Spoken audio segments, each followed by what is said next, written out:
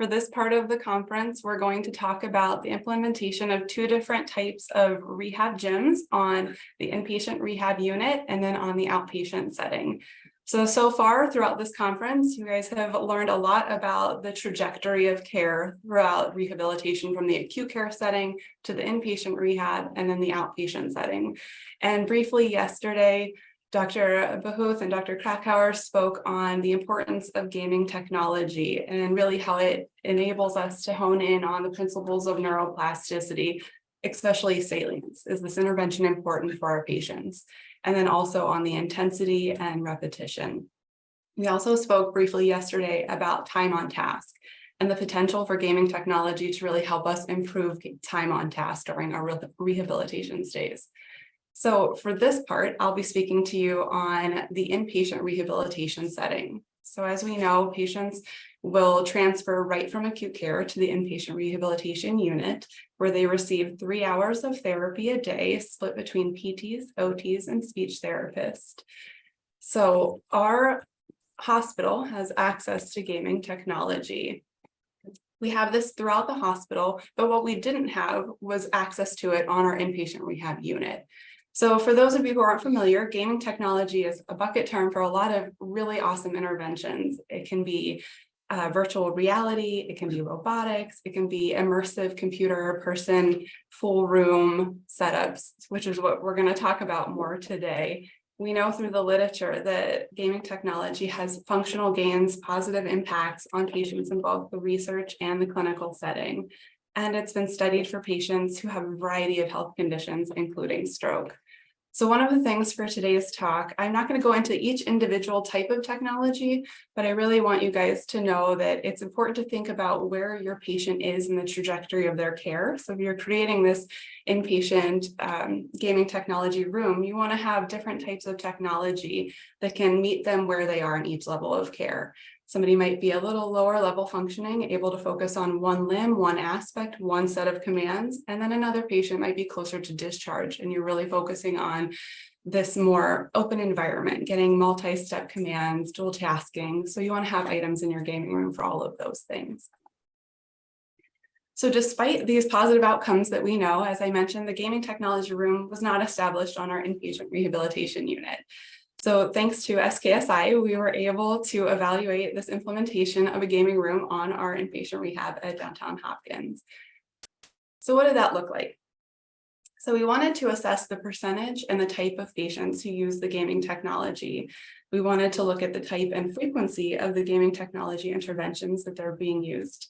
And then we wanted to really look at the overall percentage of time spent on the gaming technology. So while we wanted everybody on our rehab unit to use this technology room, we did have some inclusion and exclusion criteria to go through. So first, obviously, they had to be admitted to the inpatient rehab unit, and then they had to be deemed appropriate for gaming technology by the therapist. So I'll go into more of what deemed appropriate means on the next slide. And then, of course, the patients had to be agreeable to participating in the therapy. Back to that principle of neuroplasticity. If it's not important to the patient, they're not going to have as much buy-in and recovery from it. So they have to be agreeable to doing it. And then just for some background, our inpatient rehab unit is one floor, and it has the rehab clinical gym, and then it has the patient's rooms in the nursing unit, and then our gaming technology suite is outside of that. So we wanted to take its location in consideration when we thought about our exclusion criteria. So anybody who had active seizures, were at risk for elopement, or had vitals that were unstable outside of those that the provider ordered were excluded for coming to the gaming room. Doesn't mean forever, it just means until those things were stabilized. And then also if the therapist deemed that they weren't appropriate for the gaming technology, or if the patient just didn't want to use the technology. If you have any questions about our inclusion or exclusion criteria, go ahead and put them in the Q&A, and I'm happy to answer them at the end. All right, so what does this implementation look like? What does it mean to be deemed appropriate for gaming technology? So this is what our clinicians do all the time, right? Think about the World Health Organization, the International Classification of Functioning model. You have your body structure function impairments linked to your activity level and then to your participation. So it's really up to the therapist to identify those impairments and how they link to those next steps along the trajectory. So let's say, for example, somebody has a hemiparesis following stroke. Let's use the right arm as an example. That's their body structure function impairment. Their activity might be limited in reaching, which then would impact their participation to reach for food while dining with family. So it's up to the therapist to say, you're at this point in your care, this type of gaming technology would benefit you at this time, and then progress it as they move along. So once they've identified the impairments and they've selected the specific gaming technology, they would then create parameters, and that's specific to each individual piece of gaming equipment. They'd then trial it with a patient and then create a prescription, and we'll go over that on the next slide.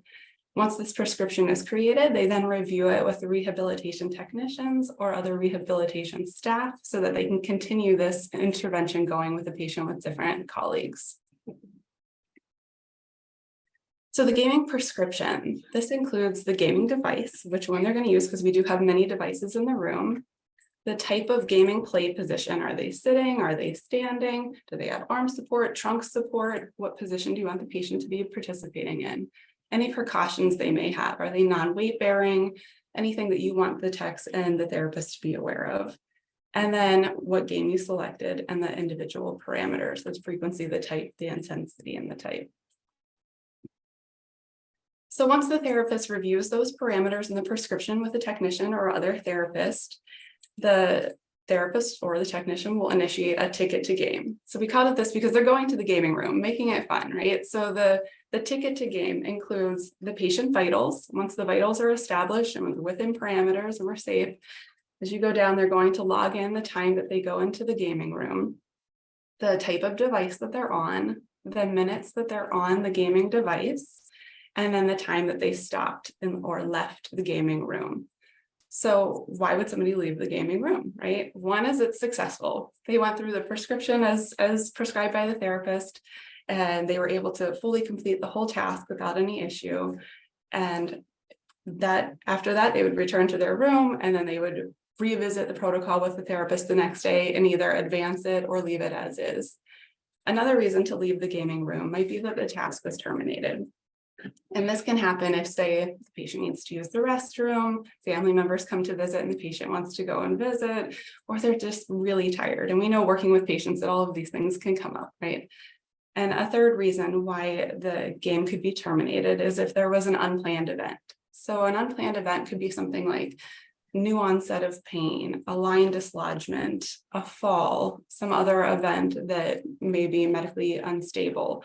And so if an adverse event like that were to happen, it would follow the protocol of our inpatient rehab unit. All of the providers would be notified, staff would be following all the guidelines that we have in place. So once this ticket to game is completed, it is placed in a secured location and it is uploaded. The information on it is uploaded to one of our secure accounts. And that's where I get to see the information because I'm not one of the treating therapists on this unit. So I really get to oversee this quality improvement project from a data perspective. So before I go into the gaming room has been open for just under 3 months. So before I show you what we have so far, I'll give you guys probably want to see what the gaming room looks like, right?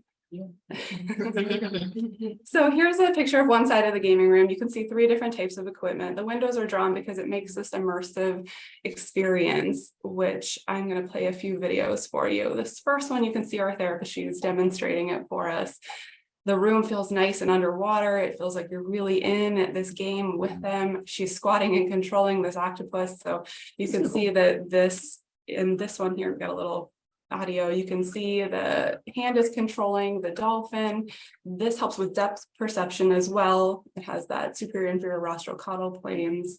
And then this final one, she's using her arms to really control the speed of the cart, and she's weight shifting to collect coins. So you can see these are some examples, some higher level gaming equipment to really feel like you're in the world with them. So what type of patients are using the gaming room? So far in just under 3 months, like I said, the majority of patients are neuro patients with stroke, which is exactly what we expected. There are a few other health conditions that we're able to use the room, but predominantly our neuro population. And the type of gaming technology. So what I really want you guys to hone in here is that the 60% and the 28%, those are the ones that I just showed you videos of. So these are the more multi-sensory input. You're getting that dual task, that open environment, just a lot of things to help you process, to prepare you for the open up in the world and the community, right? So the 8% and the 4% are technology pieces that some of our maybe lower level patients would use more frequently. So what this is telling us right now is consistent with the population of our inpatient rehab during the past 3 months, was that we had some higher functioning patients on the floors. So you might see the types of gaming technology shift depending on the functional level of your patients. And then this one is interesting. We looked at the time in the gaming room versus the time on the gaming equipment. And what we found was that 57.75% of the time, the patients were on the gaming equipment. The rest of the time was being used to explain the equipment, to educate the patients on why it's important, potentially demo the equipment. So what we've learned through this quality improvement project is that we really want to hone in on increasing the amount of time that they're on the equipment, maybe educate the patients and their family members before coming into the room throughout the day so that they're prepared and ready for it. So we hope to see that number increase as the months go on. And then finally, this is looking at the outcomes. So the blue 92% success rate, yay. And then 8% we had as considered a failure. So thinking back to, as I described before, success was that they completely implemented the whole prescription. They ran it from start to finish without issue. And then the failures could be anything that the patient asked to leave early or there was an adverse event. Whenever I went back through the data to look at what the 8% entailed, it was, fortunately, none of the patients asked to leave, but there were no adverse events. It was equipment malfunctions. So the equipment needed calibrated. So this was a big learning experience for us too. Now we have the room set up. We have our techs trained to go in and calibrate things before patients come in the room. So overall 92% success though for our 3-month quality improvement implementation timelines. It's pretty great.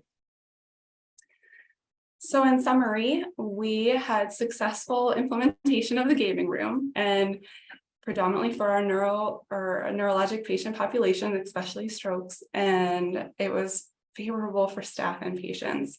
The patients really enjoyed the room. They felt that it was nice to get out of their room, get out of the gym, have a change of scenery, really feel like they were immersed in these games. So for future, what we're looking at is improving that time on task. So right now there's 3 hours of therapy a day. For inpatient rehab, we're looking at implementing this technology suite in addition to that 3 hours. So stay tuned. Maybe next year we'll show you some data on that one. But for right now, I have my references and some questions in the Q&A, please. I'm going to stop sharing so that my colleagues can log on and talk about their rehab gym. Thank you so much, Rachel, for that. There we go. Okay. Thank you, Rachel, for starting us off. As Rachel has explained in detail what they're doing over at the acute rehab side or inpatient rehab. Now it is our turn to, and with myself, Spencer Gonzaga, we have Erin Jedlanek and Gina Kim. We will now take you on a tour for what we're doing in outpatient and post-acute care. We want to share with you from our perspective, we're going to share with you extending rehabilitation for outpatient, our Get Well or group enrichment and technology wellness program. We have no financial disclosures to report. Objectives would be first, review the climate of stroke recovery globally. Second will be to identify the gaps in community reintegration. And third will be to discuss the pilot of the Get Well program. So what is the current climate of stroke recovery? The global statistics show that we will have over 80 million stroke survivors. And as the population grows, as the population ages, there is an increasing disability adjusted years. In the US alone, there's a forecast that by 2030, stroke-related medical costs will exceed $183 billion annually. And if we were to talk about treatment, okay, what does the treatment climate look like? There is an emphasis on the hyperacute treatment of patients the moment they step into the emergency department. On average, an acute care patient or acute stroke patient may expect to stay in acute care for about 5 to 7 days. The first 3 months, which is crucial for stroke recovery, some may initiate inpatient rehabilitation. Some may get home health care and or both.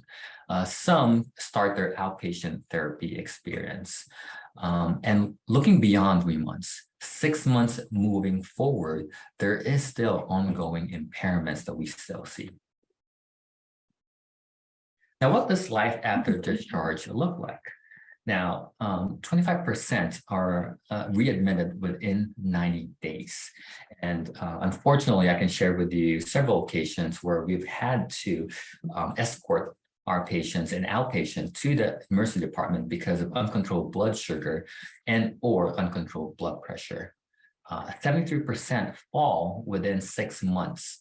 And we see this very, very common in outpatient where we get referred patients, not because they had stroke, but because they fell and they broke a hip, okay? 50% have uncontrolled blood pressure, and over 48% of those, they don't even identify high blood pressure or hypertension as a health risk for recurrent stroke. And there's 25% that are not medication persistent, and we like to label this survivors as those with poor health literacy. 78% are spent, or 70% of our of stroke survivors spend their time as sedentary. We see this especially in outpatient. After they're discharged from outpatient, we get reports that they don't know what to do after. There's not enough social activities. There's not enough group exercises. They just don't know where to go. 33% of them have depressive symptoms, 20% with anxiety. Anecdotally, we've had patients who report uncertainty, feeling overwhelmed. They don't know what to expect with stroke recovery. They don't know if they'll be able to go back to work. They don't know what life will be like after a stroke. They don't know how to reintegrate back into the community. There's such poor self-efficacy among these patients who are discharged. And over 56% report severe caregiver burden. We've had a caregiver, a family member, share with us a sad reflection. He was saying that life after discharge, it was one appointment to the next. There was just no room to breathe, no room to decompress. Unknown caller. Hello. Now, I just want to paint this picture again. The reason I put this on here is because, again, there is such a huge emphasis on, and as you can see from the conference, there's a huge discussion about acute treatment of stroke care. But there needs to be a shift. There needs to be light shed in terms of post-acute stroke care. There needs to be an expansion of that emphasis to include post-acute care and outcome follow-up.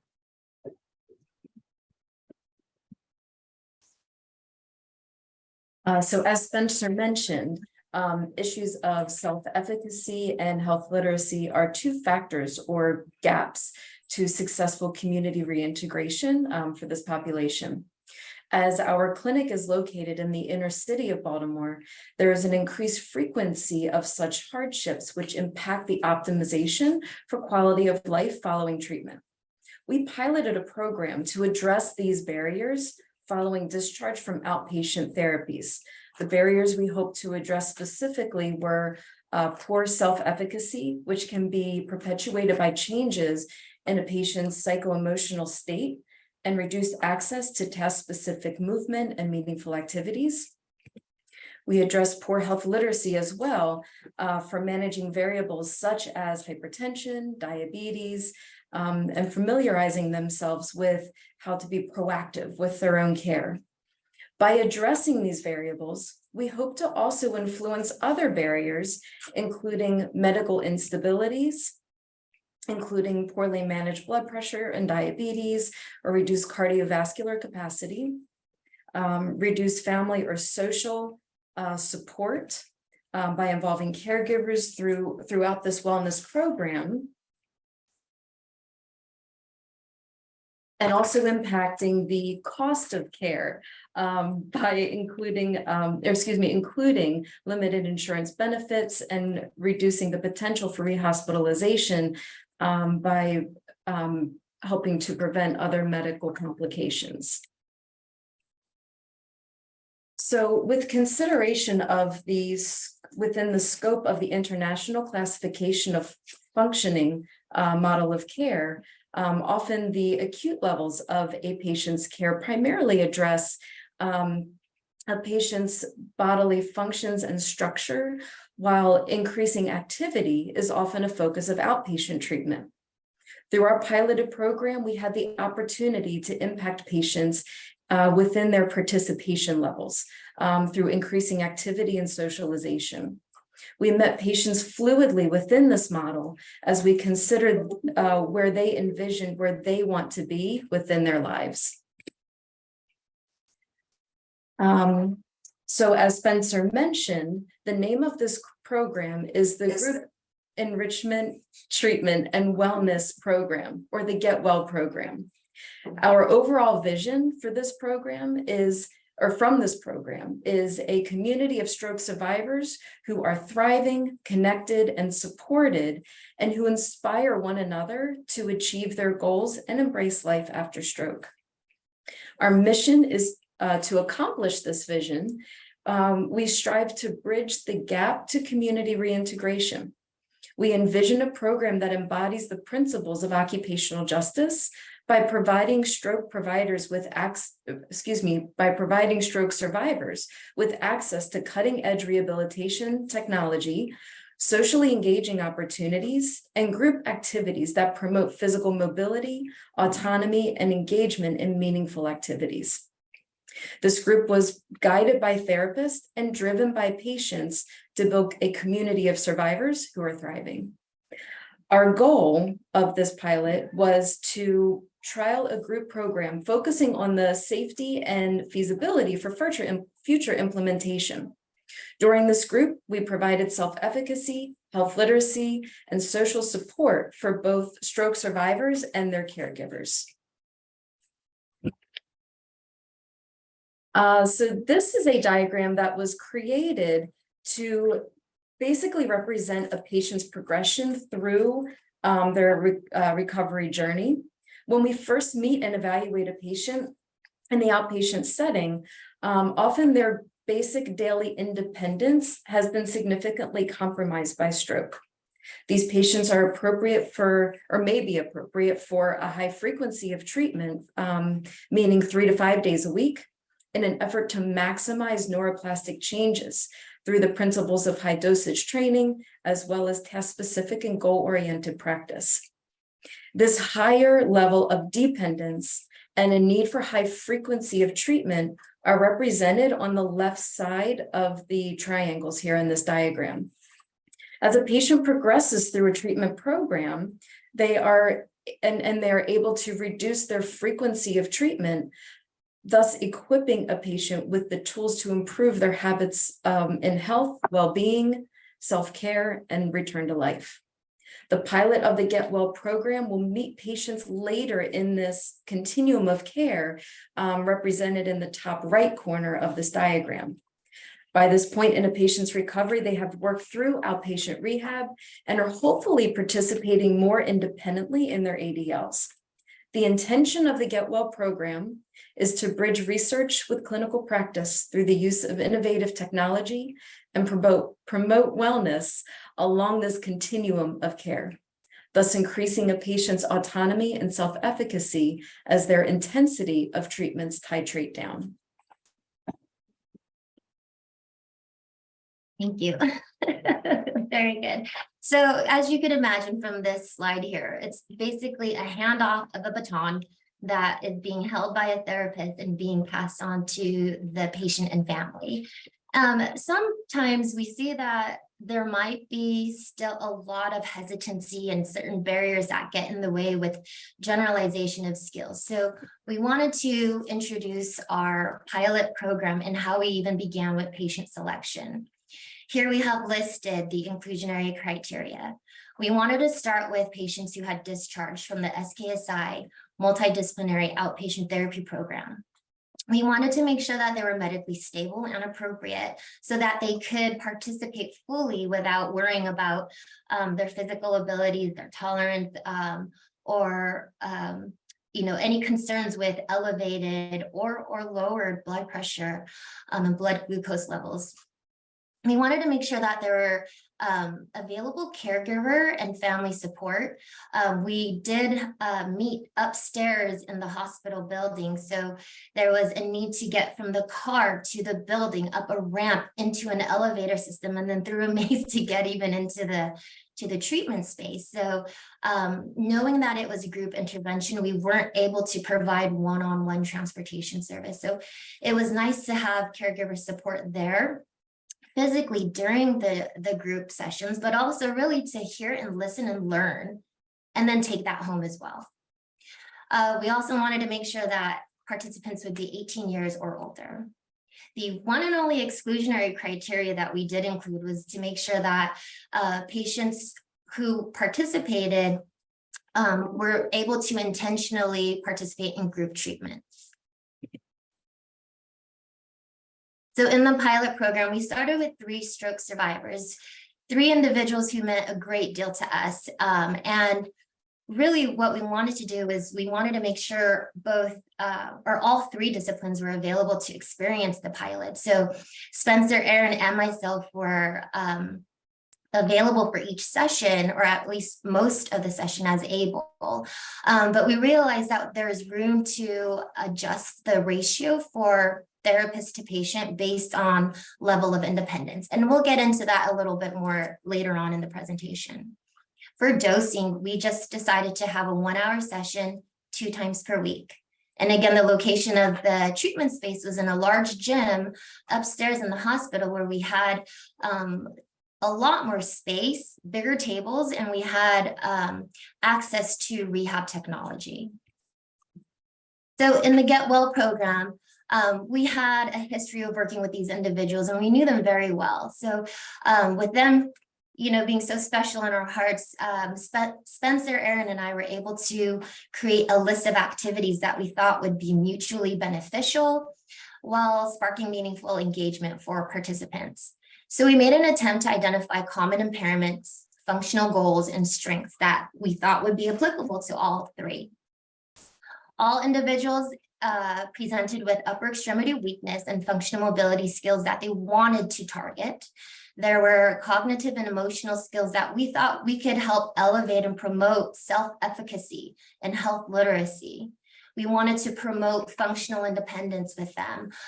So we thought, man, it would be so great to create opportunities to improve socialization and allow opportunities to practice safety awareness with functional mobility. So in the structure of the program, we thought we could divvy up each hour with 3 different sections. And we wanted to start with the beginning introduction to the session plan. And every time we had a group intervention, it would be a little bit different. So we wanted to make sure that we introduced it. We reviewed the goals and the expectancies, and then really the format of what we're trying to gain with each activity. Again, trying to be very intentional and purposeful. Then we would take about 40 minutes to present the activity, go over certain techniques, allow some time for teaching and to actually execute the activity. The last 10 minutes were reserved for group reflection. So we thought it would be very helpful not to allow them to feel robotic in nature, but really to empower them to participate in this group activity. And so we wanted to play into those principles of neuroplasticity where you're looking at intrinsic and extrinsic feedback. So not only how are they doing the activities, but what's the feedback and how they even perform the activity. And this is what we thought would help potentiate that learning ability. So here we have a graphical representation of what we did. On the y-axis, the vertical axis, we have the lower level activities on the bottom. And as you go up, you'll see that there are more opportunities for complex interventions that require or really encourage sensory motor integration. On the x-axis, from going from left to right, we have a timeline. So at the very front here, we have on November 15th, we had our first participant. She loved the bat and she did amazing. It was really exciting to see how much active range of motion we had seen in her post-discharge from outpatient therapy. And she really excelled with the bilateral arm trainer. We continued with arm exercises. And then if you see the second section here, we introduced another participant around December 13th, where now we were able to engage in group activities. On December 29th, we had our third individual join.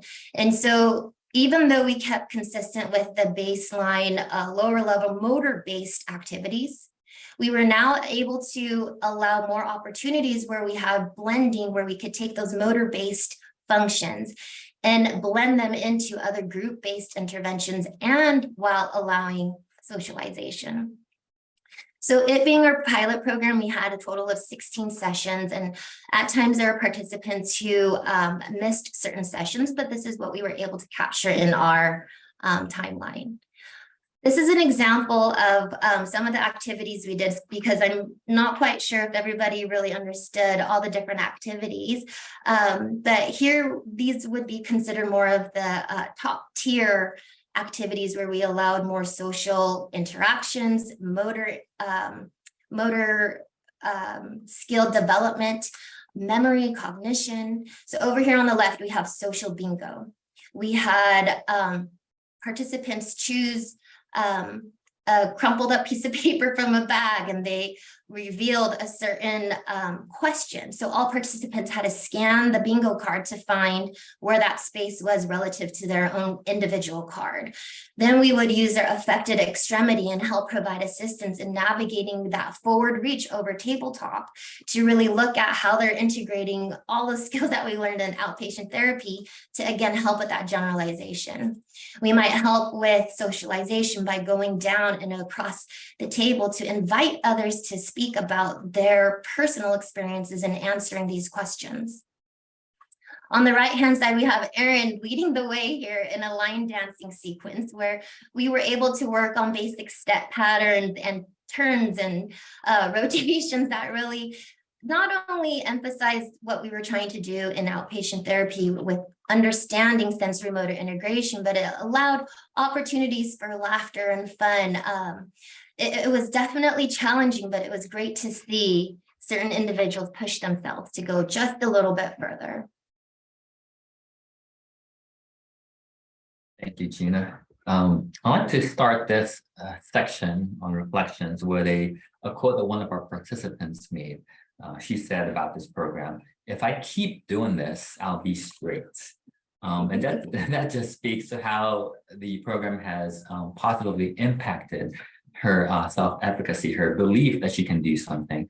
And I want to piggyback on that with another statement that a participant made. It was during one of our outcome measures testing, and we were doing a 6-minute walk test. And she completed it. And after that exercise, she told me that she could not believe that she was able to walk 6 minutes nonstop. And that was positively delightful. And how that translated was she, even without prompting from us, she took that experience. Now she's currently living in an ALF. She took that experience and challenged herself to walk from the dining room, from her bedroom to the dining room daily. And now she's only using the wheelchair for her hospital appointments. So such a positive thing that we wanted to share with you. Another thing that we noticed, and this just grew organically from participants interacting with one another, is how there is this perception that when the patient comes in, when the stroke survivor comes in, there's a need, they need help. And what we're seeing is if you put them together, they organically help each other. There was a participant who approached another one. And I was kind of curious, what were they talking about? And they were actually sharing tips about what type of AFO they're using for those who are not aware, ankle foot orthosis, and that she gave them contact person for whoever did this. And they were just sharing tips and tricks, and they were telling, oh, if you do this, you'll walk better, you'll walk faster. And it was just without even prompting from us. You know, it helped, it gave them a sense of purpose. It gave them a sense of importance, that they could help somebody who was in the same shoes as they were. I don't want to say favorite, but this is, I want to highlight the importance of another component, another reflection. A patient told me, a participant told me that since being in this group, she realized that she's not alone. She realizes that stroke affected each individual differently and uniquely, and this helped her feel better about herself.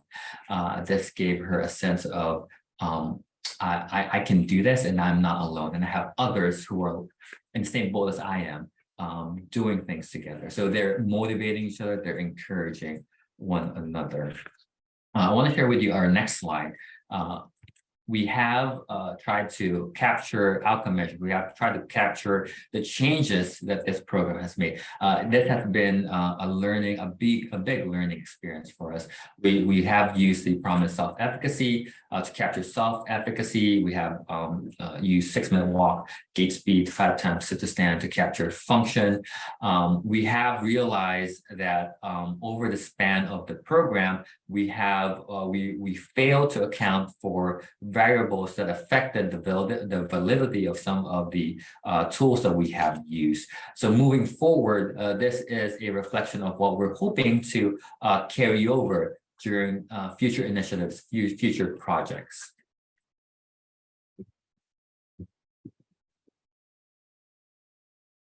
So after the completion of this piloted program, we followed up with our patients with an 8-question survey. When asked about their personal goals relative to this program, the majority of patients said that they were satisfied and felt a sense of achievement with their goals during this program. All 3 participants appreciated the opportunity for the social engagement component within the program. It made them feel, as Spencer mentioned, that they were not alone.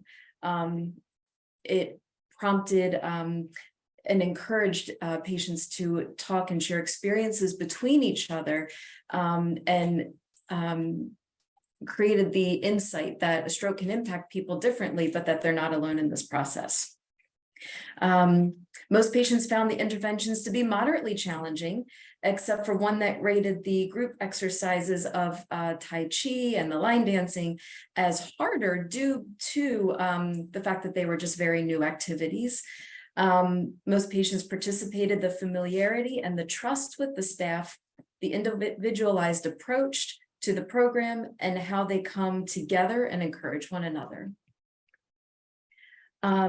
Some growth points that we will take from this pilot program and hopefully carry into future iterations of this program, based on feedback from the participants, were to include a longer duration of sessions. So instead of 1 hour, going to 2 to 3 hours per session. Increased frequency of sessions, whether that's increased frequency during a week or increased number of sessions within the program altogether. And that was suggested to allow participants to build better friendships and relationships with each other. And increased use of the bat to help with improved arm function. Great, thank you. Right, so in summary, we discovered that the pilot program was deemed feasible and safe. So initially, there were many ideas that we explored with the different avenues we can take with the Get Well program. And we and the patients all acknowledged that there were both primary and secondary benefits.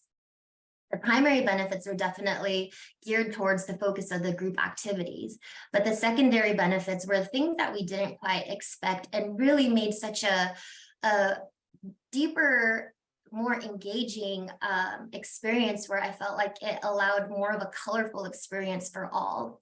We thought there was most of the people who had communicated that there was a greater impact with the secondary benefits. And I think the most special takeaway point from this whole pilot program was that we witnessed patients experiencing mutual empathy for shared experiences.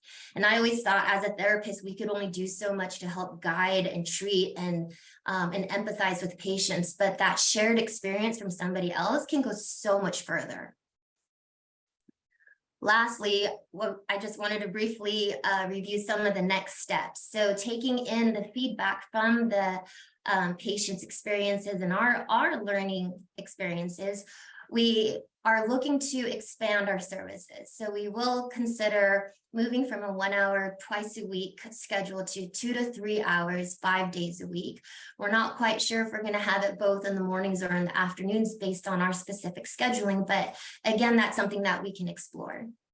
We want to make sure that groups would be created for low, moderate, and high level patients. So again, more variability and more accessibility to those who are going to get involved to really make the most out of their experiences.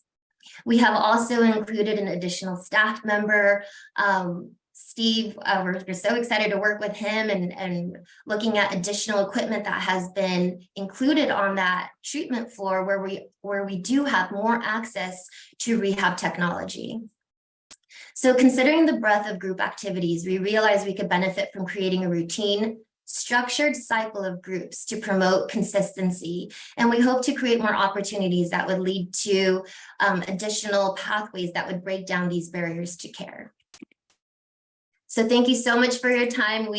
I think I can speak for all in saying that we're so very grateful to be part of the SKSI team. And we truly, honestly, are so thankful for your time and attention.